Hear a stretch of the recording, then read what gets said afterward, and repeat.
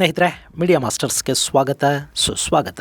ಗೆಳೆಯರೆ, ಹೋದ್ಯ ಪಿಶಾಚಿ ಅಂದ್ರೆ ಬಂದೆ ಗವಾಕ್ಷಿಲಿ ಅನ್ನೋ ಮಾತೊಂದಿದೆ, ನೀವು ಕೇಳಿರಬೇಕು. ಈಗ ಇರಾನ್ ಅಮೆರಿಕ ಯುದ್ಧ ಮತ್ತು ಹಾರ್ಮೋಸ್ ಜಲಸಂಧಿಯ ವಿಷಯದಲ್ಲಿ ಆಗ್ತಾ ಇರೋದಿದೇನೆ. ಮೊನ್ನೆ ಅಷ್ಟೇ ಅಮೆರಿಕ ಹಾಗೂ ಇರಾನ್ಗಳು ಒಂದು MOUಗೆ ಸಹಿ ಹಾಕಿದ್ವು. ಅದರ ಪ್ರಕಾರ ಸಂಪೂರ್ಣ ಮಾತುಕತೆ, ಚರ್ಚೆ ಹಾಗೂ ಅಂತಿಮ ಒಪ್ಪಂದಕ್ಕೆ 60 ದಿನಗಳ ಕಾಲಾವಕಾಶ ತಗೊಂಡು ಅಷ್ಟರವರೆಗೆ ಹಾರ್ಮೋಸ್ ಅನ್ನು ಓಪನ್ ಮಾಡಬೇಕು, ಯುದ್ಧ ನಿಲ್ಲಿಸಬೇಕು, ದಾಳಿಗಳನ್ನ ಮಾಡ್ಕೋಬಾರದು, ಜಾಗತಿಕ ಇಂಧನ ಸರಬರಾಜಿಗೆ ತೊಂದರೆ ಆಗಬಾರದು, ಇಂಥ ಒಂದಷ್ಟು ಒಪ್ಪಂದಗಳಿಗೆ ಅಲ್ಲಿ ಬರಲಾಯಿತು. ಇನ್ನೇನು ಹಾರ್ಮೋಸ್ ಓಪನ್ ಆಗುತ್ತೆ, ತೈಲ ಬೆಲೆಗಳು ಕಡಿಮೆ ಆಗುತ್ತವೆ ಅಂತ ಅಂದ್ಕೊಳ್ಳೋ ಹೊತ್ತಿಗೆ ಇರಾನ್ ಮತ್ತೆ ಹಾರ್ಮೋಸ್ ಅನ್ನ ಬಂದ್ ಮಾಡ್ತಾ ಇದೀವಿ ಅಂತ ಹೇಳೋದಕ್ಕೆ ಶುರು ಮಾಡಿದೆ. ಹಾಗಾದ್ರೆ ಇರಾನ್ ಹಾಗೂ ಅಮೆರಿಕ ಸಂಘರ್ಷ ಮತ್ತೆ ಶುರು ಆಗ್ತಾ ಇದೆಯಾ? 4 ದಿನಗಳ ಹಿಂದಷ್ಟೇ ಸಹಿ ಮಾಡಿದ್ದ ಇರಾನ್ಗೆ ಈಗೇನಾಯ್ತು? ಬನ್ನಿ ನೋಡೋಣ. ಗೆಳೆಯರೆ, ಒಂದು ಶುಭ ಸುದ್ದಿ ಏನು ಅಂದ್ರೆ, ಭಾರತದ 3 ಹಡಗುಗಳು ಸುಮಾರು 90ಕ್ಕೂ ಹೆಚ್ಚು ಸಿಬ್ಬಂದಿಯ ಸಮೇತ ಹಾರ್ಮುಜ್ ಜಲಸಂಧಿಯನ್ನ ದಾಟಿ ಬಂದಿವೆ. ಅವ್ರು ಹಾಗೆ ಜಲಸಂಧಿಯಿಂದ ಹೊರಬಂದ ಕೆಲವೇ ಗಂಟೆಗಳ ಒಳಗೆ ಇರಾನ್ ಮತ್ತೆ ನಾವು ಈ ಮಾರ್ಗವನ್ನ ಮುಚ್ಚುತ್ತಾ ಇದ್ದೀವಿ ಅಂತ ಘೋಷಣೆ ಮಾಡಿದೆ. ಯಾವುದೇ ತೈಲ, ಗ್ಯಾಸ್ ಅಥವಾ ಇನ್ಯಾವುದೇ ವ್ಯಾಪಾರಿ ಹಡಗು ಈ ಮಾರ್ಗದಲ್ಲಿ ಇನ್ನು ಮುಂದೆ ಬರೋದು ಬೇಡ. ಅಕಸ್ಮಾತ್ ಬಂದ್ರೆ ಅಪಾಯಕ್ಕೆ ನೀವೇ ಆಹ್ವಾನ ಕೊಟ್ಟಂತೆ ಅಂತ ಇರಾನ್ ತಿಳಿಸಿದೆ.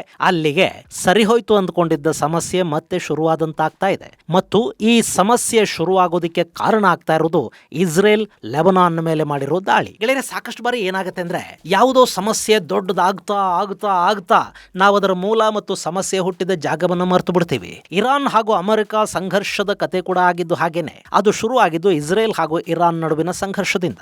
ಇರಾನ್ ಇಸ್ರೇಲಿನ ಸುತ್ತ ಪ್ರಾಕ್ಸಿಗಳನ್ನಿಟ್ಟಿದೆ.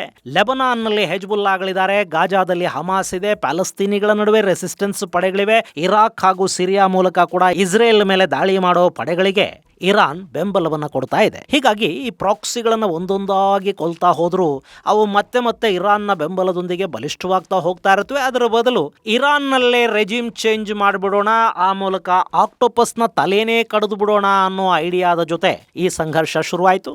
ಹಾಗೆ ಇರಾನ್ ನ್ಯೂಕ್ಲಿಯರ್ ವೆಪನ್ ಅನ್ನ ಮಾಡ್ಕೊಂಡ್ರೆ ಇಸ್ರೇಲ್ ಹಾಗೂ ಅರಬ್ ದೇಶಗಳಿಗೆ ಸಮಸ್ಯೆ ಆಗುತ್ತೆ ಅನ್ನೋ ಭಯ ಕೂಡ ಇತ್ತು. ಪ್ರಾದೇಶಿಕ ಶಕ್ತಿ ಸಮತೋಲನ ಹಳಿ ತಪ್ಪುತ್ತೆ ಅನ್ನೋ ಕಾರಣಕ್ಕೆ ಇರಾನ್ ಅಣ್ವಸ್ತ್ರಗಳನ್ನ ಪಡ್ಕೊಳ್ಳೋದು ಅಮೆರಿಕಾಗೆ ಕೂಡ ಇಷ್ಟ ಇರಲಿಲ್ಲ. ಸೊ ಅಲ್ಲಿ ಅಮೆರಿಕ ಕಣಕ್ಕಿಳಿತು, ಒಂದು ಸಂಘರ್ಷ ಶುರುವಾಯಿತು. ಅದರಲ್ಲಿ ಇರಾನಿನ ಸರ್ವೋಚ್ಚ ನಾಯಕ ಅಲಿ ಖಮೇನಿಯನ್ನ ಹೊಡೆದು ಹಾಕಿದ್ರು. ಆದ್ರೆ ಅದರಿಂದ ಇರಾನ್ ಅನ್ನ ಗೆದ್ದು ಬಿಡೋದಕ್ಕೆ ಸಾಧ್ಯ ಆಗಲಿಲ್ಲ. ಯಾಕೆಂದ್ರೆ ಅಲ್ಲಿ IRGC ಇತ್ತು. ಗೆಳೆಯರೆ, ಇರಾನ್ನಲ್ಲಿ ಇಸ್ಲಾಮಿಕ್ ಕ್ರಾಂತಿ ಆದ ನಂತರ ಅಲ್ಲಿನ ಸಾಂಪ್ರದಾಯಿಕ ಸೇನೆಯನ್ನ ನಂಬೋದು ಬೇಡ ಅನ್ನೋ ಕಾರಣಕ್ಕೆ ಮೊದಲ ಸರ್ವೋಚ್ಚ ನಾಯಕ ಖೊಮೇನಿ ಇಸ್ಲಾಮಿಕ್ ರೆವಲ್ಯೂಷನರಿ ಗಾರ್ಡ್ಸ್ ಅನ್ನೋ ಅಪ್ಪಟ ಇಸ್ಲಾಮಿಕ್ ಸೇನೆಯೊಂದನ್ನು ಸ್ಥಾಪನೆ ಮಾಡ್ತಾರೆ. ಅದು ನೇರವಾಗಿ ಸರ್ವಾಧಿಕಾರಿಗೆ ರಿಪೋರ್ಟ್ ಮಾಡಿಕೊಳ್ಳೋ ವ್ಯವಸ್ಥೆಯಲ್ಲಿ ರೂಪಿಸಲಾಗುತ್ತೆ. ಮುಂದೆ ಇರಾನ್ ಹಾಗೂ ಇರಾಕ್ ಯುದ್ಧ ಆಯ್ತಲ್ಲ, ಆ ಸಂದರ್ಭದಲ್ಲಿ ಇರಾನಿನ ಸೇನೆಯ ಪರ್ಫಾರ್ಮೆನ್ಸ್ ಅನ್ನ ಗಮನಿಸಿದ ನಂತರ ಯುದ್ಧಗಳಿಗೆ ಬಲಿಷ್ಠ ಹಾಗೂ ತರಬೇತಿ ಪಡೆದ ಸೇನೆ ಬೇಕಾಗುತ್ತೆ ಮತ್ತು ಆ ಸೇನೆಗೊಂದು ಕಮಿಟ್ಮೆಂಟ್ ಕೂಡ ಇರಬೇಕಾಗುತ್ತೆ ಅನ್ನೋದನ್ನ ಇಸ್ಲಾಮಿಕ್ ಆಡಳಿತ ಅರ್ಥ ಮಾಡ್ಕೊಳ್ಳುತ್ತೆ. ಆ ನಂತರ IRGC ಅವರು ವಿಸ್ತರಿಸ್ತಾ ಹೋಗ್ತಾರೆ. ಅದು ಸೇನೆ ಹಾಗೂ ಆಡಳಿತದಲ್ಲಿ ಕೂಡ ಪಾತ್ರ ವಹಿಸುವ ಹಾಗೆ ಅದನ್ನ ಬೆಳೆಸಲಾಗುತ್ತೆ. ಇರಾನಿನ ಹೊರಗೆ ಕೂಡ ಅದರ ಬ್ರಾಂಚ್ಗಳು ಬೇರೆ ಬೇರೆ ಹೆಸರಲ್ಲಿ ಶುರು ಆಗುತ್ತವೆ.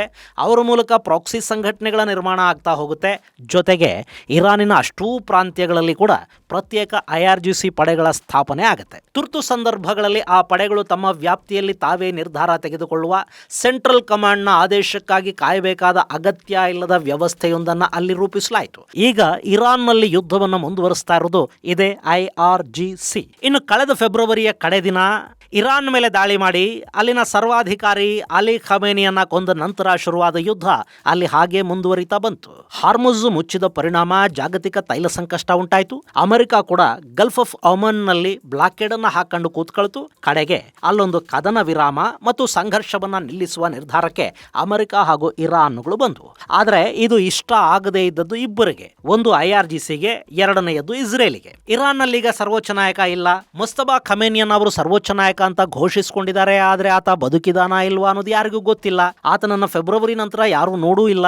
ಇನ್ನು ಅಲ್ಲಿ ರಾಜಕೀಯ ಆಡಳಿತ ಇದೆ. ಅವರ ಕೈಗೆ ಅಧಿಕಾರ ಸಂಪೂರ್ಣವಾಗಿ ಹೋಗಿಬಿಡೋದು IRGCಗೆ ಇಷ್ಟ ಇಲ್ಲ. ಇರಾನಿನ ಆಡಳಿತ ತನ್ನ ಕೈಯಲ್ಲೇ ಇರಬೇಕು ಅಂತ ರೆವಲ್ಯೂಷನರಿ ಗಾರ್ಡ್ಸ್ ಬಯಸುತ್ತೆ. ಅಲ್ಲಿನ ತೈಲ ವ್ಯಾಪಾರ, ಮಿನರಲ್ಸ್, ಅಕ್ಕಪಕ್ಕದ ದೇಶಗಳ ಮೇಲಿನ ಹಿಡಿತ, ಶಿಯಾ ಪ್ರಭಾವ ಇದ್ಯಾವುದನ್ನು ಬಿಟ್ಟುಕೊಡೋದಕ್ಕೆ IRGC ಸಿದ್ಧ ಇಲ್ಲ. ಸೊ ಅಲ್ಲಿ ರಾಜಕೀಯ ನಾಯಕರ ಜೊತೆ ಸಂಧಾನ ಆದ್ರೆ IRGC ತನ್ನ ಮಹತ್ವವನ್ನ ಕಳ್ಕೋಬೇಕಾಗ ಬರುತ್ತೆ. ಹೀಗಾಗಿ ಅವರು ಇಷ್ಟು ದಿನ ಕದನ ವಿರಾಮ, ಮಾತುಕತೆ, ಸಂಧಾನ ಇವುಗಳಿಗೆ ತಡೆ ಒಡ್ಡುತ್ತಾ ಬಂದ್ರು. ಕಡೆಗೆ ಕತಾರ್ನ ಮಧ್ಯಸ್ಥಿಕೆಯಲ್ಲಿ IRGC ಮತ್ತು ರಾಜಕೀಯ ನಾಯಕತ್ವದ ನಡುವೆನೇ ಒಂದು ಸಂಧಾನ ಆಗಿ ತೋರಿಕೆಗೆ ಮಾತ್ರ ಪೆಜೆಶ್ಕಿಯಾನ್ ಸಹಿ ಹಾಕ್ತಾರೆ. ಆದ್ರೆ ನೀವು ಹೇಳಿದ ಕಂಡೀಷನ್ಗಳೇ ಒಪ್ಪಂದದಲ್ಲಿರುತ್ತವೆ ಅಂತ ಕತಾರ್ IRGCಯ ಮನವೊಲಿಸಿದ ನಂತರ ಅಲ್ಲೊಂದು MOU ಅಂದ್ರೆ ಮೆಮೊರಂಡಮ್ ಆಫ್ ಅಂಡರ್ಸ್ಟ್ಯಾಂಡಿಂಗ್ ಗೆ ಸಹಿ ಬಿದ್ದಿದೆ. ಅದರಲ್ಲಿ ಲೆಬನಾನ್ ಮೇಲೆ ಇಸ್ರೇಲ್ ದಾಳಿ ನಿಲ್ಲಿಸಬೇಕು ಅನ್ನೋ ಕಂಡೀಷನ್ ಕೂಡ ಇದೆ. ಅದನ್ನ ಸೇರಿಸಿರೋದು IRGC. ಇನ್ನು ಇಸ್ರೇಲ್ ಅವರಿಗೆ ಇರಾನ್ ಜೊತೆ ಅಮೆರಿಕ ರಾಜಿ ಮಾಡ್ಕೊಳ್ಳೋದು ಸುತರಾಮ್ ಇಷ್ಟ ಇಲ್ಲ. ಯುದ್ಧ ಶುರುವಾಗಿದ್ದು ಇರಾನಿನ ಬಳಿ ಇರೋ ನ್ಯೂಕ್ಲಿಯರ್ ಇಂಧನವನ್ನ ನಾಶ ಮಾಡಬೇಕು ಅನ್ನೋ ಕಾರಣಕ್ಕೆ. ಆದ್ರೆ ಅದೇನೂ ಆಗದೆ IRGCಯ ಹಿಡಿತವನ್ನ ಕೂಡ ಅಲ್ಲಿ ತಪ್ಪಿಸದೆ ರೆಜಿಮ್ ಚೇಂಜ್ ಮಾಡೋದಕ್ಕೆ ಸಾಧ್ಯ ಆಗದೆ ರಾಜಿ ಮಾಡ್ಕೊಳ್ಳೋದಾದ್ರೆ ಯುದ್ಧ ಮಾಡಿ ಪ್ರಯೋಜನ ಏನು? ಹೀಗಾಗಿ ಕದನ ವಿರಾಮವನ್ನ ಇಸ್ರೇಲ್ ವಿರೋಧಿಸ್ತಾ ಇದೆ. ಜೊತೆಗೆ ಲೆಬನಾನ್ ಮೇಲೆ ದಾಳಿ ಮಾಡಬೇಡಿ ಅನ್ನೋದನ್ನ ಇಸ್ರೇಲ್ ಯಾವ ಕಾರಣಕ್ಕೂ ಒಪ್ಪೋದಿಕ್ಕೆ ಸಾಧ್ಯ ಇಲ್ಲ.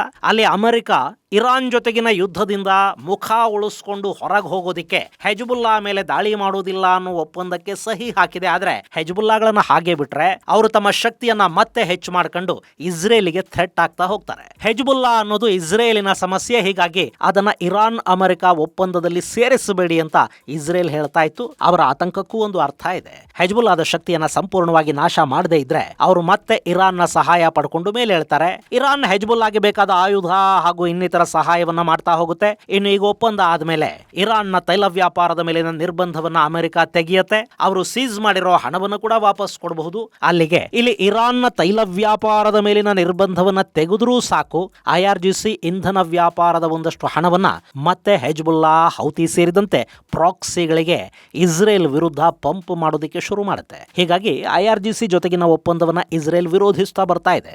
ಅಟ್ಲೀಸ್ಟ್ ಹೆಜ್ಬುಲ್ಲಾನ ಇದಕ್ಕೆಲ್ಲ ಸೇರಿಸಬೇಡಿ, ಅವರನ್ನ ನಮಗ ಬಿಟ್ಟು ಬಿಡಿ ಅಂತ ಇಸ್ರೇಲ್ ಕೇಳ್ತಾ ಇದೆ. ಇದೇ ವಿಷಯನೇ ಈಗ ನೆತನ್ಯಾಹು ಹಾಗೂ ಟ್ರಂಪ್ ನಡುವೆ ಸಣ್ಣ ವಿರಸಕ್ಕೂ ಕಾರಣ ಆಗ್ತಾ ಇರೋದು. ಮೊನ್ನೆ ಉಪಾಧ್ಯಕ್ಷ JD ವ್ಯಾನ್ಸ್ ಈ ಒಪ್ಪಂದದ ಬಗ್ಗೆ ನಕಾರಾತ್ಮಕವಾಗಿ ಮಾತಾಡೋದಕ್ಕೆ ಹೋಗಬೇಡಿ, ಒಪ್ಪಂದದಿಂದ ನಿಮಗೂ ಒಳ್ಳೇದಾಗತ್ತೆ ಅಂತ ಇಸ್ರೇಲ್ಗೆ ಹೇಳಿದ್ದಾರೆ. ಯಾರಿಗೆ ಒಳ್ಳೇದಾಗತ್ತೆ ಅನ್ನೋದು ಇಸ್ರೇಲ್ಗೆ ತುಂಬಾ ಚೆನ್ನಾಗಿ ಗೊತ್ತಿದೆ. ಸೊ ಈಗ ಈ MOU ಆದ ಬೆನ್ನಲ್ಲೇ ಇಸ್ರೇಲ್ ಲೆಬನಾನ್ ಮೇಲೆ ದಾಳಿ ಮಾಡ್ತು. ಅಲ್ಲಿ ಹೆಜ್ಬುಲ್ಲಾ ಉಗ್ರರು ಸೇರಿದಂತೆ ಸುಮಾರು 47 ಮಂದಿ ಸಾವಿಗೀಡಾಗಿದ್ದಾರೆ. ಇದು ಇರಾನ್ನ ಸಿಟ್ಟಿಗೆ ಕಾರಣ ಆಗ್ತಾ ಇದೆ. ಅವ್ರೀಗ ನೀವು ಮಾತು ತಪ್ಪಿದ್ರಿ, ಲೆಬನಾನ್ ಅಲ್ಲಿ ಹೆಜ್ಬುಲ್ಲಾ ಮೇಲೆ ದಾಳಿ ಮಾಡಿಬಿಟ್ರಿ, ಸೊ ಹಾರ್ಮುಜ್ ಅನ್ನ ಬಂದ್ ಮಾಡ್ತೀವಿ ಅಂತ ಹೇಳ್ತಾ ಇದ್ದಾರೆ. ಗೆಳೆಯರೆ, ಈಗ ಸ್ವಿಟ್ಜರ್ಲ್ಯಾಂಡ್ ಅಲ್ಲಿ ಇರಾನ್ ಹಾಗೂ ಅಮೆರಿಕ ನಡುವೆ ಮಾತುಕತೆಗಳಾಗಬೇಕು. ವಿಟ್ಕಾಫ್ ಹಾಗೂ ಜಾರೆದ್ ಕಶ್ನರ್ ಇಬ್ರು ಈಗಾಗಲೇ ಸ್ವಿಟ್ಜರ್ಲ್ಯಾಂಡ್ ಅಲ್ಲಿದ್ದಾರೆ. ಇರಾನ್ ನ ನಿಯೋಗ ಕೂಡ ಅಲ್ಲಿಗೆ ಹೋಗಬೇಕು. ಇಂಥ ಸಂದರ್ಭದಲ್ಲೇ ಹಾರ್ಮುಜ್ ಅನ್ನ ಬಂದ್ ಮಾಡ್ತೀವಿ ಅಂತ IRGC ಹೇಳಿರೋದು ಅಷ್ಟೇ ಅಲ್ಲ, ಅವರು ಬಂದ್ ಕೂಡ ಮಾಡಿದ್ದಾರೆ. ಆದ್ರೆ ಅಂಥದ್ದೇನೂ ಅಲ್ಲ, ಆಗಿಲ್ಲ. ಹಾರ್ಮುಜ್ ಅನ್ನ ಅವರು ಬಂದ್ ಮಾಡಿಲ್ಲ ಅಂತ ಅಮೆರಿಕ ಹೇಳ್ತಾ ಇದೆ. ಹಾರ್ಮುಜ್ ಮತ್ತೆ ಬಂದಾಗಿದೆ ಅನ್ನೋದನ್ನ ಒಪ್ಕೊಳ್ಳೋದಕ್ಕೆ ಕೂಡ ಅಮೆರಿಕ ಸಿದ್ಧ ಆಗ್ತಾ ಇಲ್ಲ. ಯಾಕೆಂದ್ರೆ MOUಗೆ ಸಹಿ ಹಾಕಿದ ನಂತರ IRGC ಉಲ್ಟಾ ಹೊಡಿತಾ ಇದೆ. ಆ ಸಂಧಾನದ ಮಾತುಕತೆಗಳು ಮುಂದುವರಿಯೋದಿಲ್ಲ. ಅಮೆರಿಕಾನೇ ಮೇಲೆ ಬಿದ್ದು ಸಂಧಾನಕ್ಕೆ ಪ್ರಯತ್ನ ಮಾಡ್ತಾ ಇದೆ ಅನ್ನೋದು ಜಗತ್ತಿಗೆ ಗೊತ್ತಾಗೋದಕ್ಕೆ ಅಮೆರಿಕ ಬಿಡ್ತಾ ಇಲ್ಲ. ಹೀಗಾಗಿ ಹಾರ್ಮುಜ್ ಬಂದಾಗಿಲ್ಲ ಅಂತ ಅಮೆರಿಕ ಹೇಳ್ತಾ ಇದೆ, ಹಾರ್ಮುಜ್ ಬಂದಾಗಿದೆ ಅಂತ ಇರಾನ್ನ IRGC ಹೇಳ್ಕೊಳ್ತಾ ಇದೆ.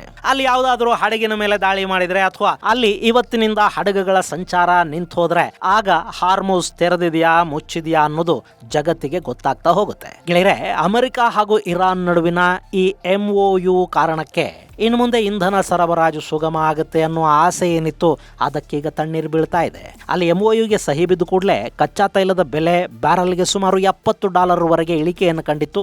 ನಮ್ಮಲ್ಲಿ ಕೂಡ ತೈಲ ಬೆಲೆಯನ್ನ ಇಳಿಸೋ ಬಗ್ಗೆ ಮಾತುಗಳು ಕೇಳಿ ಬಂದಿದ್ವು. ಈಗ ಸದ್ಯಕ್ಕೆ ಬೆಲೆ ಜಾಸ್ತಿ ಇದ್ದಾಗ ತಂದಿರೋ ಕ್ರೂಡ್ ಆಯಿಲ್ ಇದೆ, ಅದು ಮುಗಿದು ಹೊಸ ಕ್ರೂಡ್ ಆಯಿಲ್ ನಿಂದ ತಯಾರಿಸಿದ ಪೆಟ್ರೋಲ್, ಡೀಸೆಲ್ ಮಾರುಕಟ್ಟೆಗೆ ಬಂದ ಕೂಡಲೇ ಬೆಲೆ ಸಹಜವಾಗಿ ಇಳಿಯುತ್ತೆ ಅಂತ ಪೆಟ್ರೋಲಿಯಂ ಸಚಿವರು ಹೇಳಿದ್ರು. ಇನ್ನೇನು ಮುಂದಿನ ವಾರ 10 ದಿನದಲ್ಲಿ ಬೆಲೆ ಇಳಿಕೆ ಆಗಬಹುದು ಅಂತ ಅಂದ್ಕೊಳ್ತಿರುವಾಗಲೇ ಇರಾನ್ ಹಾರ್ಮುಜ್ ಮತ್ತೆ ಬಂದ್ ಅಂತ ಹೇಳಿದೆ. ಈ ನಿರ್ಧಾರ ಪ್ರಕಟವಾದ ಬೆನ್ನಲ್ಲೇ ಕಚ್ಚಾ ತೈಲದ ಬೆಲೆ ಮತ್ತೆ $80 ಅನ್ನು ದಾಟ್ತಾ ಇದೆ. ಸ್ನೇಹಿತರೆ, ಸದ್ಯದ ಪರಿಸ್ಥಿತಿಯನ್ನ ನೋಡ್ತಾ ಇದ್ರೆ ಸೆಪ್ಟೆಂಬರ್ ಒಳಗಿದನ್ನ ಮುಗಿಸ್ಕೊಂಡು ಎದ್ದು ಹೋಗಬೇಕು ಅಂತ ಟ್ರಂಪ್ ಅವರ ಅಮೆರಿಕ ಪ್ರಯತ್ನ ಪಡ್ತಾ ಇದೆ. ಅವರು ಸಂಧಾನಕ್ಕೆ ಮುಂದಾಗ್ತಾ ಇದ್ದಾರೆ.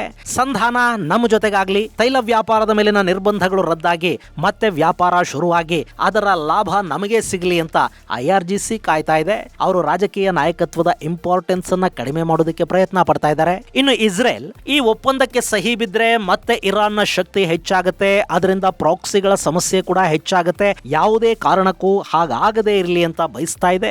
ಒಟ್ಟಾರೆ ಜಾಗತಿಕ ಇಂಧನ ಬೆಲೆ ಮತ್ತು ಸಮಸ್ಯೆ ಎರಡು ಸದ್ಯಕ್ಕೆ ಬಗೆಹರಿಯುತ್ತವೆ ಅಂತೇನು ಅನ್ನಿಸ್ತಾ ಇಲ್ಲ.